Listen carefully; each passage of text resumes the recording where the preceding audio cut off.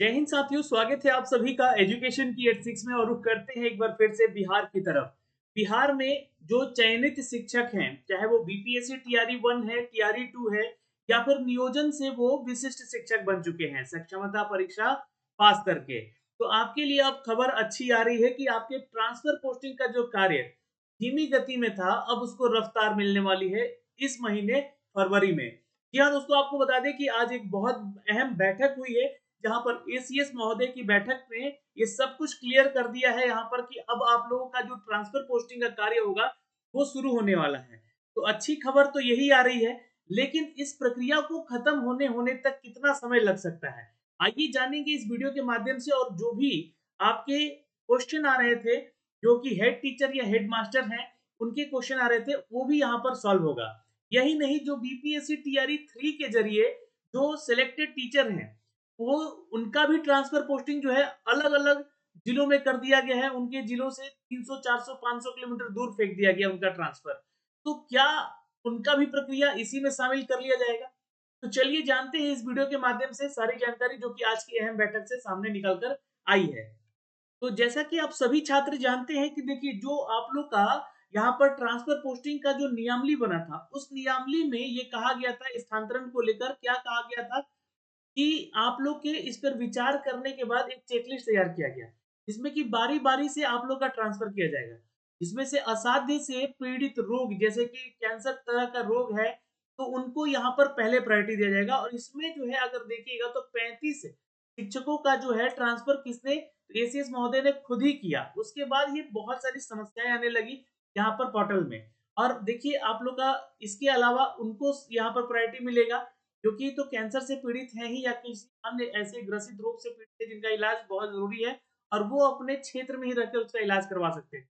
तो ऐसे में इनको प्रायोरिटी दिया गया। उसमें आप खुद शिक्षक हो सकते हैं, या फिर आपके पति पत्नी में से कोई ऐसी बीमारी से ग्रसित है तो आप उनके साथ रह सकते हैं, या बच्चे की अगर कोई बीमारी है तो ये प्रायोरिटी आपको दिया जा रहा है।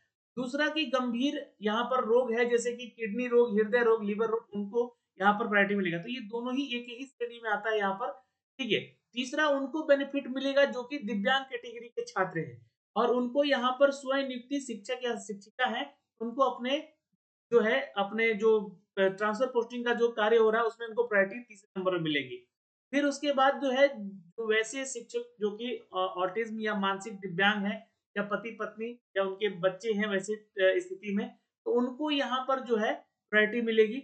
और फिर उसके बाद विधवा या फिर परित्यक्ता महिला जो शिक्षिका हैं, उनको यहाँ पर प्रायोरिटी मिलेगी।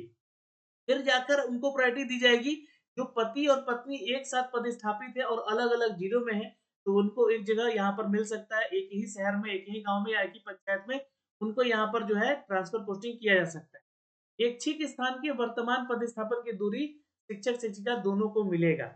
यानी कि अंतिम में चाहे वो पुरुष हो या फिर महिला हो, है ना? उन सबको अंत में, जो कि बिल्कुल फिट है, बट वो अपना इच्छा चाहते हैं कि हमें जो है वहाँ रहकर पढ़ाना है, अपने क्षेत्र में रह के पढ़ाना है, तो आपको यहाँ पे प्रायोरिटी इसकी मिल सकती है। अब आते हैं, बात करते हैं जो आज की बैठक हुई है, उस बैठक में क्या-क्या चीज़ें निकल कर सामने आई हैं। देखिए, इसमें सबसे पहले तो आपको बता देना चाहते हैं कि शिक्षा विभाग के द्वारा जो बैठक हुई है आज, इस बैठक में सभी डीईओ को बुलाया गया, और इसमें जो है नालंदा, कटिहार, पटना, जहानाबाद समेत 5 ऐसे डीईओ को बुलाया गया, जो कि डिस्ट्रिक्ट एजुकेशन ऑफिसर हैं। ने यहाँ पर जो कि हमारे एसीएस हैं, और एक प्रोजेक्शन के माध्यम से इसको समझाने का कोशिश किया। इस दौरान जो है ट्रांसफर को लेकर विभिन्न नए सुझाव भी सामने आए हैं। क्या सुझाव सामने आया है? तो देखिए, पहला कि सुझावों के आधार पर सॉफ्टवेयर में कई बदलाव किए जा रहे हैं। तो यहाँ पर जो है कुछ यहाँ पर आपके सॉफ्टवेयर में कुछ ना कुछ तो चेंजेस होंगे। ये चीजें कहाँ से देखी गई? जब टीआरई 3 का आप लोगों का ट्रांसफर पोस्टिंग किया गया, कि इस सभी चीज़ों से तो अभी शिक्षा विभाग खुद ही झेल रहा था कि आखिर टीआरई 1 और टीआरई 2 में जिन लोगों का यहाँ पर सिलेक्शन लेकर ट्रांसफर अलग-अलग जिलों में कर दिया गया है, अब टीआरई 3 में ये समस्या नहीं आती। लेकिन सॉफ्टवेयर में कुछ समस्याएँ थी, जिसको लेकर यहाँ पर टीआरई 3 में भी ये समस्याएँ आई हैं, और शिक्षकों का ट्रांसफर अन्य जिलों में भेजा गया है। तो ये सुधार होगा, ये कई बदलाव हो सकते हैं यहाँ पे। फरवरी में प्रथम सप्ताह में फाइनल सॉफ्टवेयर रन होगा, तो सबसे महत्वपूर्ण खबर यही है दोस्तों कि यहाँ पर फरवरी महीना आपका इंपॉर्टेंट होने वाला है और फाइनल सॉफ्टवेयर का रनिंग शुरू हो जाएगा, जिससे कि आपके ट्रांसफर पोस्टिंग को लेकर यहाँ पर कार्य तेजी से होंगे।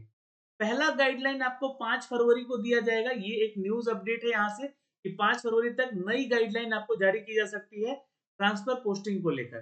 तो अब ये क्या आ रहा है नया नियमावली, क्या नया अपडेट आ रहा है, ये देखने योग्य बातें होंगी, जिसमें कि डीईओ ने कुछ सुधार करने को सुझाव भी दिया है इसमें, और जो परेशानियां हो रही है उसको समाधान करने का, संशोधन करने का भी अपडेट दिया है। फरवरी में ही देखिए शिक्षकों का ट्रांसफर सॉफ्टवेयर के माध्यम से किया जाएगा। तो ये उन शिक्षकों का पहले किया जाएगा जो कि विशिष्ट शिक्षक बने गए हैं, ठीक है, या फिर बीपीएससी टीआरई 1, टीआरई 2 और अब टीआरई 3 से संबंधित हैं। तो क्या ये सवाल उठता है यहाँ पर कि टीआरई 3 वाले शिक्षकों का भी ट्रांसफर पोस्टिंग इसी दौरान कर किया जाएगा?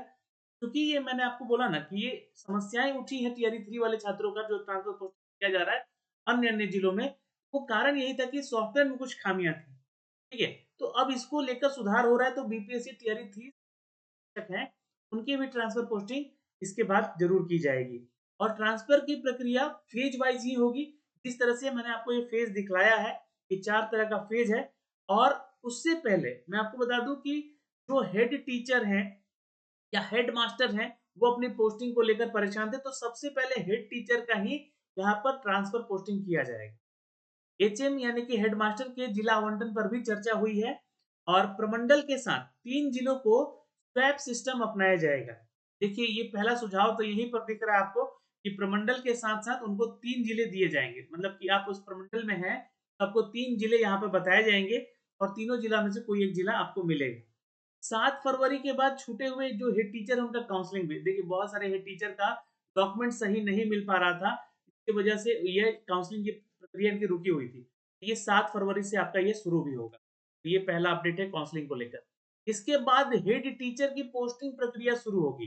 तो हेड टीचर का भी ट्रांसफर पोस्टिंग का कार्य जो है इसी महीने फरवरी में होगा। तो ये फरवरी का महीना आपका व्यस्त है शिक्षा विभाग के लिए, और ये वो जो है आपका क्योंकि फेज वाइज जो है आपको ट्रांसफर करने का ऑर्डर दिया गया था, ये ऑर्डर मैंने यहाँ पे बता दिया आपको।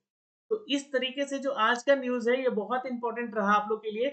सॉफ्टवेयर पे काम चल रहा है, कई बदलाव देखने को मिल सकते हैं 5 फरवरी के बाद। ये बदलाव और सुझाव जो डीईओ ने दिए हैं यहाँ पर अपने एसीएस महोदय को, ये देखने को सॉफ्टवेयर मिलेगा।